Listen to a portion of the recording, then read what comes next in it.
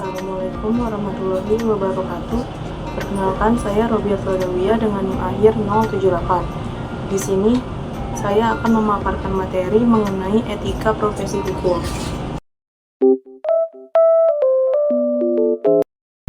Dalam etika profesi hukum ini, saya akan memaparkan beberapa subbab, diantaranya yaitu mengenai profesi, kode etik hakim, kode etik advokat, dan kode etik jaksa.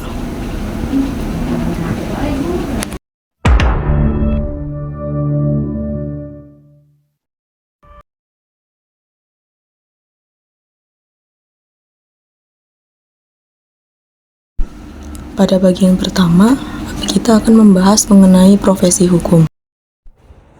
Profesi merupakan suatu pekerjaan tetap dalam kurun waktu yang lama, yang didasarkan pada keahlian khusus yang didapatkan dari hasil pendidikan tertentu sesuai dengan penuh tanggung jawab, yang tujuannya adalah untuk mendapat penghasilan. Orang yang melakukan profesi juga disebut sebagai seseorang yang profesional.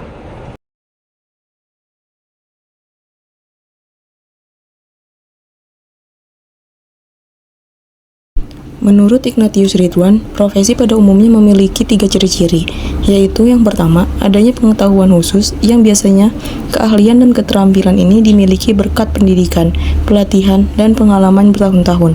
Yang kedua, adanya kaidah dan standar moral yang tinggi. Hal ini biasanya setiap pelaku profesi mendasar kegiatannya pada kode etik profesi. Selanjutnya yang ketiga, mengabdi pada kepentingan masyarakat. Artinya, setiap pelaksana profesi harus meletakkan kepentingan pribadi di bawah kepentingan masyarakat. Selanjutnya ada profesional dalam profesi hukum. Profesi hukum memiliki peran mendampingi hubungan-hubungan antara masyarakat dengan negara, agar kepentingan maupun hak yang satu dengan yang lain tetap berjalan sesuai dengan porsi masing-masing. Oleh karenanya, seorang dengan profesi hukum berperan sebagai pion yang harus menggiring agar tujuan hukum tersebut dapat tercapai sebagaimana mestinya. Selanjutnya, hubungan etika dengan profesi hukum.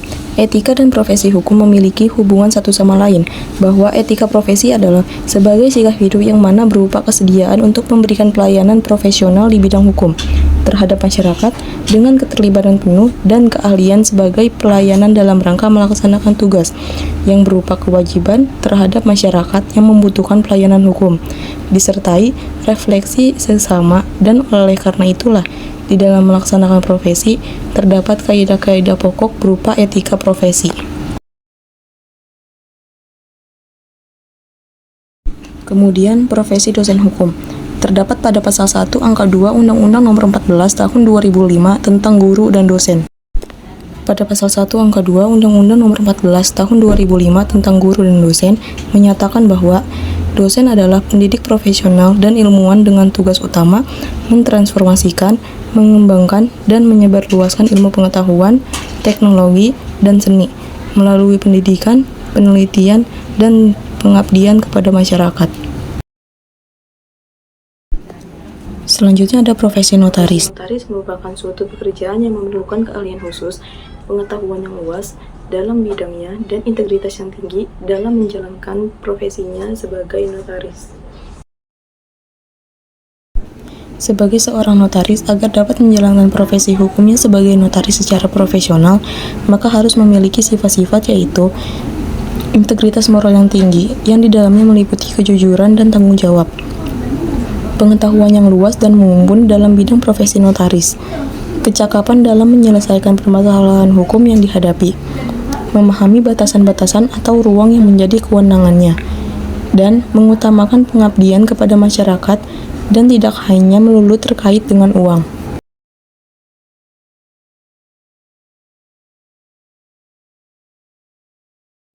Pada bab ini akan membahas kode etik hakim. Kode etik merupakan suatu sistem norma, nilai, serta aturan profesional secara tertulis dengan tegas menyatakan yang baik dan juga benar, serta apa yang tidak benar dan juga tidak baik bagi profesional. Panduan keutamaan moral bagi setiap hakim, baik di dalam maupun di luar kedinasan, sebagaimana diatur dalam surat keputusan bersama KMA dan Ketua KY nomor 47/KMA/SKB/6 02/2009 sampai 02/SKB/PKY/6/2009 tanggal 8 April 2009 pada pasal 1 angka 1. Pada Rapat Kerja Nasional Mahkamah Agung tahun 2002 di Surabaya, merumuskan pedoman perilaku hakim yang memperhatikan prinsip-prinsip dalam Bangalore Principle of Judicial Conduct, yang merupakan kode etik hakim sedunia, di mana ini dihasilkan dalam konferensi internasional di Bangalore pada tahun 2001. Nilai pertama yaitu kemandirian. Prinsip kemandirian hukum adalah syarat utama bagi ditegakkannya aturan hukum dan jaminan dasar atas pengadilan yang adil. Oleh karena itu, seorang hakim harus menegakkan dan memberikan contoh atas kemandirian, baik secara perorangan maupun secara kelembagaan. Nilai kedua yaitu tidak memihak. Prinsipnya, sikap tidak memihak adalah sangat penting bagi diputuskannya perkara pengadilan secara baik. Hal itu berlaku tidak saja pada keputusan itu sendiri, namun juga pada proses diputuskannya sebuah perkara. Nilai ketiga yaitu integritas. Prinsipnya, integritas adalah penting dalam pelaksanaan jabatan hakim. Nilai keempat yaitu kesopanan. Prinsipnya, kesopanan dan penampilan sopan santun adalah sangat penting dalam kinerja dari semua kegiatan seorang hakim.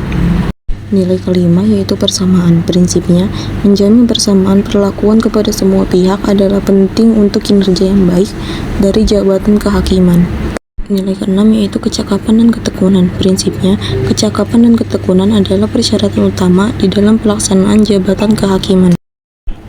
Prinsip-prinsip dasar kode etik dan pedoman perilaku hakim. Yang pertama itu ada berperilaku adil, yaitu menempatkan sesuatu pada tempatnya dan memberikan yang menjadi haknya, yang didasarkan pada suatu prinsip bahwa semua orang sama kedudukannya di depan hukum. Tuntutan yang paling mendasar dari keadilan adalah memberikan perlakuan dan memberi kesempatan yang sama terhadap setiap orang. Oleh karena itu, seseorang yang melaksanakan tugas atau profesi di bidang peradilan yang memikul tanggung jawab penegakan hukum yang adil dan benar harus selalu berlaku adil dengan tidak membeda-bedakan orang. Contoh pelanggaran penerapan dalam berperilaku adil adalah di dalam setiap persidangan, hakim bertanya dengan menggunakan kalimat seperti, "Kenapa kamu mencuri? Di mana kamu mencuri?" Selanjutnya, hakim menyatakan kepada salah satu pihak, perkara Anda sulit dimenangkan, di dalam ataupun di luar persidangan. Selanjutnya, penjatuhan hukuman dalam perkara Mbok Mina, pencurian susu formula bayi. Yang terakhir yaitu meminta bantuan panitera atau pegawai pengadilan untuk menghubungi para pihak untuk kepentingan tertentu. Yang kedua yaitu berperilaku jujur. Dapat dan berani menyatakan bahwa yang benar adalah benar dan yang salah adalah salah. Kejujuran mendorong terbentuknya pribadi yang kuat dan membangkitkan kesadaran akan hakikat yang hak dan yang batil. Dengan demikian, akan terwujud sikap pribadi yang tidak berpihak terhadap setiap orang, baik dalam persidangan maupun di luar persidangan. Contoh pelanggaran penerapan dalam berperilaku jujur yaitu hakim membiarkan anggota keluarganya berhubungan dengan pihak, advokat, penuntut, orang yang sedang diadili, dan yang lain-lain yang memiliki kepentingan baik langsung maupun tidak langsung. Tidak menghadiri panggilan pemeriksaan pada waktunya. Hakim sebagai narasumber diberi honor yang melebihi honor yang seharusnya diterima. Yang ketiga yaitu berperilaku arif dan bijaksana. Mampu bertindak sesuai dengan norma-norma yang hidup dalam masyarakat, baik norma-norma hukum, norma-norma keagamaan, kebiasaan-kebiasaan, maupun kesusilaan dengan memperhatikan situasi dan kondisi pada saat itu, serta mampu memperhitungkan akibat dari tindakannya. Perilaku yang arif dan bijaksana mendorong terbentuknya pribadi yang berwawasan luas, mempunyai tenggang rasa yang tinggi, bersikap hati-hati, sabar, dan santun. Kewajiban hakim dalam penerapan berperilaku arif dan bijaksana yaitu hakim wajib menghindari tindakan tercela. Hakim dalam hubungan pribadinya dengan anggota profesi hukum lain yang secara teratur beracara di pengadilan wajib menghindari situasi yang dapat menimbulkan kecurigaan atau sikap keberpihakan. Hakim dalam menjalankan tugas-tugas yudisialnya wajib terbebas dari pengaruh keluarga dan pihak ketiga lainnya. Contoh pelanggaran penerapan dalam berperilaku arif bijaksana yaitu menjadi anggota klub hobi yang beranggotakan kalangan profesi hukum lain. Dalam menangani perkara hakim oleh keluarga atau pihak ketiga, misalnya dalam bentuk menyampaikan keluhan, kronologis perkara, menawarkan imbalan, dan lain-lain.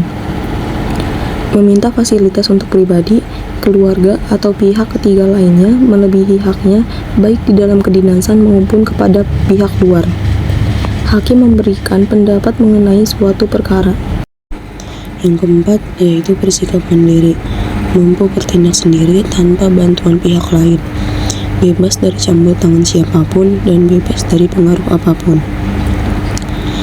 Sikap mandiri mendorong terbentuknya perilaku hakim yang tangguh, berpegang teguh pada prinsip dan keyakinan atas kebenaran sesuai tuntutan moral dan ketentuan hukum yang berlaku. Contoh pelanggaran penerapan dalam berperilaku bersikap mandiri yaitu hakim membicarakan konsep putusan dengan pihak tertentu, melakukan komunikasi dengan pihak berperkara dan pihak ketiga yang berhubungan dengan suatu perkara, menerima honor terkait dengan kedudukannya dalam forum musbida.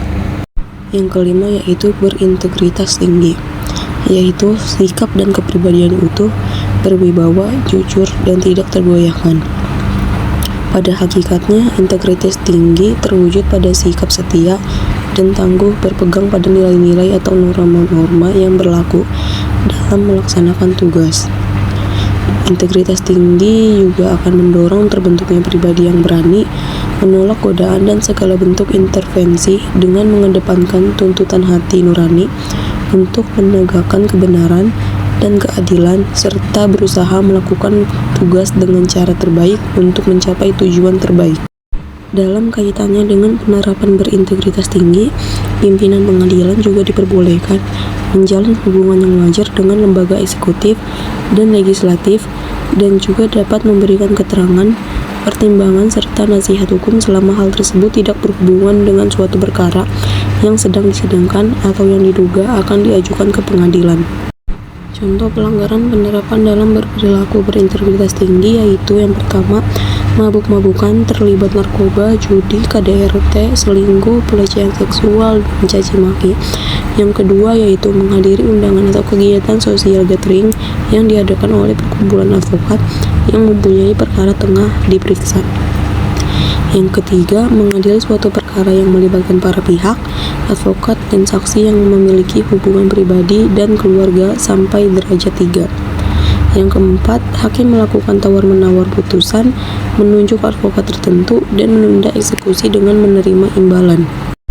Yang keenam yaitu bertanggung jawab, maksudnya bersedia untuk melaksanakan sebaik-baiknya segala sesuatu yang menjadi wewenang dan tugasnya, untuk memiliki keberanian dan menanggung segala akibat atas pelaksanaan wewenang juga tugasnya tersebut. Contoh pelanggaran penerapan dan berperilaku bertanggung jawab bagi hakim yaitu yang pertama, menggunakan jabatan untuk memasukkan anggota keluarganya menjadi hakim. Yang kedua, menggunakan informasi yang bersifat rahasia untuk melakukan pemerasan. Selanjutnya yang ketujuh yaitu menjunjung tinggi harga diri. Harga diri di sini bermaksud bahwa pada diri manusia melekat martabat dan kehormatan yang harus dipertahankan dan dijunjung tinggi oleh setiap orang.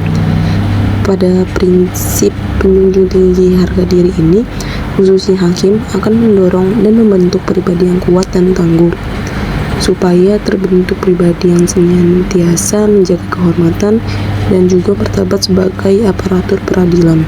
Yang kedelapan, berdisiplin tinggi, yaitu taat pada norma-norma atau kaidah-kaidah yang diyakini sebagai panggilan luhur untuk mengemban amanah serta kepercayaan masyarakat mencari keadilan. Disiplin tinggi juga akan mendorong terbentuknya pribadi yang tertib di dalam melaksanakan tugas, ikhlas dalam pengabdian dan berusaha untuk menjadi teladan dalam lingkungannya, juga tidak menyalahgunakan amanah yang dipercaya kepadanya. Yang kesembilan yaitu berperilaku rendah hati, Maksudnya ini rendah hati akan mendorong terbentuknya sikap realistis, mau membuka diri untuk terus belajar, menghargai pendapat orang lain, menumbuh kembangkan sikap tenggang rasa, serta mewujudkan kesederhanaan, juga penuh rasa syukur dan ikhlas di dalam pengemban tugas. Yang terakhir yaitu bersikap profesional. Profesional di sini bermaksud yaitu suatu sikap moral yang dilandasi oleh tekad untuk melaksanakan pekerjaan yang dipilihnya dengan kesungguhan, yang didukung oleh keahlian atas dasar pengetahuan, keterampilan, dan wawasan luas.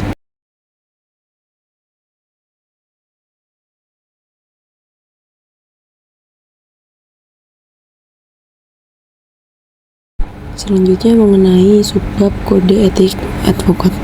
Kode etik advokat Indonesia merupakan sebagai hukum tertinggi dalam menjalankan profesi yang menjamin dan melindungi, namun membebankan kewajiban kepada setiap advokat untuk jujur dan bertanggung jawab dalam menjalankan profesinya, baik kepada klien, pengadilan, negara, atau masyarakat, dan terutama kepada dirinya sendiri. Pada bab 1 Ketentuan Umum pasal 1 dijelaskan mengenai definisi advokat. Advokat yaitu orang yang berpraktek memberi jasa hukum baik di dalam maupun di luar pengadilan yang memenuhi persyaratan berdasarkan undang-undang yang berlaku, baik sebagai advokat, pengacara, penasehat hukum, pengacara praktek, ataupun sebagai konsultan hukum. Selanjutnya ada klien. Klien yaitu orang, badan hukum, atau lembaga lain yang menerima jasa atau bantuan hukum dari advokat. Selanjutnya ada teman sejawat, yaitu mereka yang menjalankan praktek hukum sebagai advokat sesuai dengan ketentuan perundang-undangan yang berlaku. Selanjutnya yang terakhir yaitu Dewan Kehormatan. Maksudnya yaitu lembaga atau badan yang dibentuk oleh organisasi profesi advokat yang berfungsi dan berkewenangan mengawasi pelaksanaan kode etik advokat sebagaimana mestinya oleh advokat dan berhak menerima dan memeriksa pengaduan terhadap seorang advokat. Pada bab 7 Pasal 8 mengenai ketentuan-ketentuan lain tentang kode etik sebagaimana yang terpapar di sini.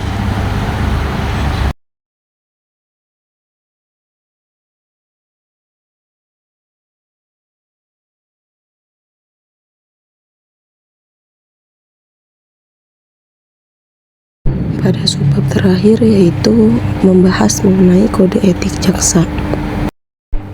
Dasar hukumnya yaitu Peraturan Jaksa Agung Republik Indonesia nomor per 014-A-JA-11-2012 tentang kode etik perilaku jaksa. Pada pasal 9 dijelaskan mengenai larangan tugas profesi jaksa. Yang pertama yaitu bertindak diskriminatif berdasarkan suku, agama, ras, gender, golongan sosial, dan politik dalam pelaksanaan tugas profesinya.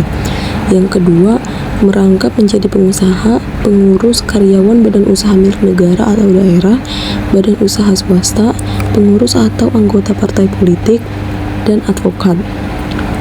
Yang ketiga yaitu memberikan dukungan kepada calon presiden atau wakil presiden, Dewan Perwakilan Rakyat, Dewan Perwakilan Daerah, Dewan Perwakilan Rakyat Daerah, dan calon kepala daerah atau wakil kepala daerah dalam kegiatan pemilihan. Selanjutnya pada pasal 12 mengenai tindakan administratif. Yang pertama, jaksa wajib menghormati dan mematuhi kode perilaku jaksa. Yang kedua, setiap pimpinan unit kerja wajib berupaya untuk memastikan agar jaksa di dalam lingkungannya mematuhi kode perilaku jaksa. Yang ketiga, jaksa yang terbukti melakukan pelanggaran dijatuhkan tindakan administratif. Selanjutnya yang terakhir, tindakan administratif tidak mengesampingkan ketentuan pidana dan hukuman disiplin berdasarkan Peraturan Disiplin Pegawai Negeri Sipil apabila atas perbuatan tersebut terdapat ketentuan yang dilanggar. Selanjutnya pada pasal 23 mengenai penjatuhan tindakan administratif. Angka 1, putusan Majelis Kode Perilaku diambil berdasarkan musyawarah dan mufakat. Angka 2, apabila putusan tidak dapat diambil berdasarkan musyawarah dan mufakat, maka putusan diambil berdasarkan suara terbanyak. Angka 3, putusan Majelis Kode Perilaku memuat pertimbangan, pendapat, dan pernyataan terbukti atau tidak terbukti melakukan pelanggaran. Angka 4, putusan dibacakan setelah terbuka dengan atau tidak kehadiran jaksa yang melakukan pelanggaran. Selanjutnya mengenai definisi profesi jaksa. Jaksa adalah pejabat fungsional yang diberi wewenang dan undang-undang untuk bertindak sebagai penuntut umum dan pelaksana putusan pengadilan yang telah memperoleh kekuatan hukum tetap serta wewenang lain berdasarkan undang-undang. Profesi jaksa merupakan tugas dan wewenang yang bersifat keahlian teknis dalam organisasi kejaksaan di bidang pidana, perdata, dan tata usaha negara, di bidang ketertiban dan ketentraman umum, dan juga tugas-tugas lain berdasarkan undang-undang.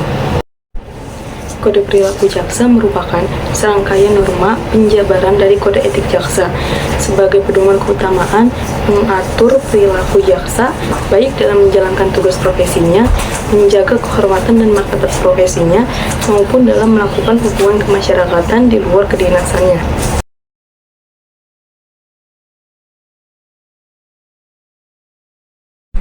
Selanjutnya juga ada kewajiban jaksa kepada negara. Yang pertama, setia dan taat kepada Pancasila dan Undang-Undang Dasar Negara Republik Indonesia tahun 1945. Yang kedua, bertindak berdasarkan peraturan perundang-undangan yang berlaku, mengindahkan norma agama, kesopanan, kesusilaan yang hidup dalam masyarakat, dan menjunjung tinggi hak asasi manusia. Selanjutnya yang ketiga itu ada melaporkan dengan segera kepada pimpinannya apabila mengetahui hal yang dapat membahayakan atau merugikan negaranya sendiri. Selanjutnya juga ada kewajiban jaksa kepada institusi. Yang pertama, menerapkan doktrin trikrama adjaksa dalam melaksanakan tugas dan wewenangnya. Yang kedua, menjunjung tinggi sumpah atau janji jabatan jaksa. Yang ketiga, menjalankan tugas sesuai dengan visi dan misi Kejaksaan Republik Indonesia. Yang keempat, melaksanakan tugas sesuai peraturan kedinasan dan jenjang kewenangannya. Dan yang terakhir itu ada menampilkan sikap kepemimpinan melalui kedaulatan, keadilan, ketulusan, dan kewibawaan. Yang selanjutnya itu ada kewajiban jaksa kepada profesi jaksa. Yang pertama, menjunjung tinggi kehormatan dan martabat profesi dalam menjalankan tugas dan kewenangannya dengan integritas profesional, mandiri, jujur, dan adil. Yang kedua, mengundurkan diri dari penanganan perkara apabila mempunyai kepentingan pribadi atau keluarga. Yang ketiga, mengikuti pendidikan dan pelatihan sesuai dengan peraturan kedinasan. Dan yang terakhir, meningkatkan ilmu pengetahuan, keahlian, dan teknologi, serta mengikuti perkembangan hukum yang relevan dalam lingkup nasional dan juga internasional. Selanjutnya ada larangan profesi jaksa. Yang pertama, memberikan atau menjanjikan sesuatu yang dapat memberikan keuntungan pribadi secara langsung maupun tidak langsung bagi diri sendiri maupun orang lain dengan menggunakan nama atau cara apapun. Yang kedua, meminta dan menerima hadiah atau keuntungan dalam bentuk apapun dari siapapun yang memiliki kepentingan baik langsung maupun tidak langsung. Yang ketiga, menangani perkara yang mempunyai kepentingan pribadi atau keluarga atau finansial secara langsung maupun tidak langsung. Yang keempat, melakukan pemufakatan secara melawan hukum dengan para pihak yang terkait dengan penanganan perkara. Selanjutnya yang kelima, memberikan perintah yang bertentangan dengan norma hukum yang berlaku. Selanjutnya, menggunakan kewenangannya untuk melakukan penekanan secara fisik atau psikis. Dan yang terakhir itu ada menggunakan barang bukti dan alat bukti yang patut diduga secara direkayasa atau diubah dan dipercaya telah didapatkan melalui cara-cara yang melanggar hukum.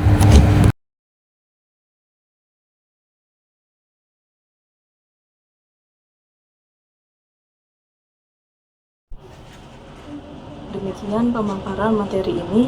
Bila ada kurangnya saya mohon maaf. Semoga materi ini dapat berguna untuk kita semua.